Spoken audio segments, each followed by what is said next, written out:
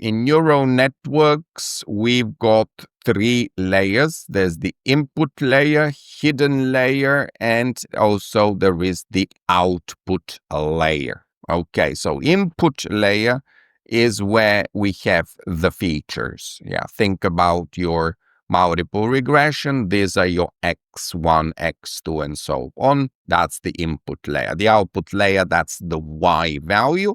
The hidden layer, that's where we do all the computations. That's where we do all the learning. So in the input layer, let's just do a quick example here. I have two variables, X1 and X2. I'm trying, by the way, to get to the output, which is my Y, and this is, will student pass the exam, the CFA exam? Okay, so it's going to be a yes or a no type of answer. Now, what are my features in the input layer? Well, maybe one feature is study hours. I recommend 300 at least, and number of mock exams. Again, I recommend probably around 10 mock exams. Then I've got the hidden layer here. You may decide to have multiple neurons in this one, but let's say I've got just two, and these neurons are going to receive information from each feature. So this one's going to receive information from this feature, and H2 will also receive information from the features, and then the neurons in the hidden layer will then provide the final answer to the output. First of all, the model needs to decide weights. So there will be a certain weight here and a certain weight here. To get the value of H1, it's actually W1x1 plus W2x2. Okay, that's how I'm going to get the value for that neuron. So the machine will need to make decision about the weights and apply the weights. So look what the neurons are doing. This is the neuron, right? The neuron is taking the weights that the machines decided. So it's applying the weights. It's applying a summation function. Well, that here is a summation function, is it not?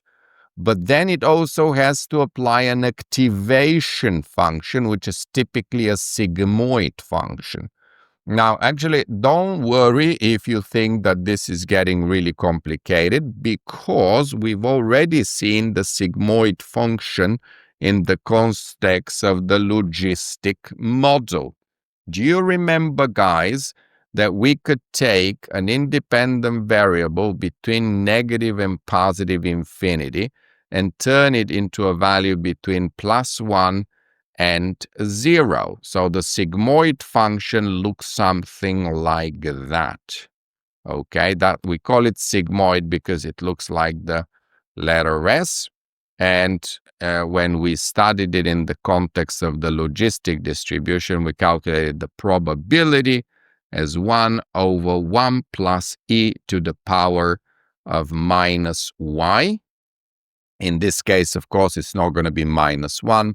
It's going to be minus H1, right? That neuron there. So we're taking something that could be potentially between minus and plus infinity, but we're turning it into a value between 0 and 1.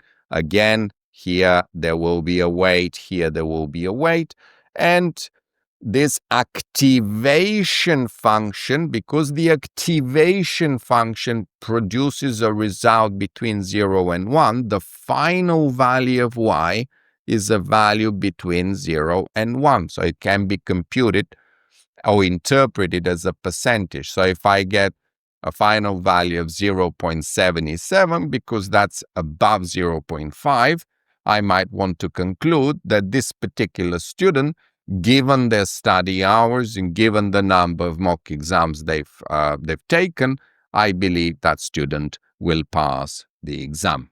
a couple of terms before we move forward as well. The process of passing information on, sometimes you have multiple hidden layers. So the process of passing information forward is known as forward propagation, as you can imagine, whereas the process of actually adjusting the weights of the model, so the model can have a better predictive ability. So once you've actually gone forward and done some prediction, the model can go back and change the weight so it can do an even better job. That process of going backwards and adjusting the weights is known as backward propagation. That's effectively the learning that's taking place within the model.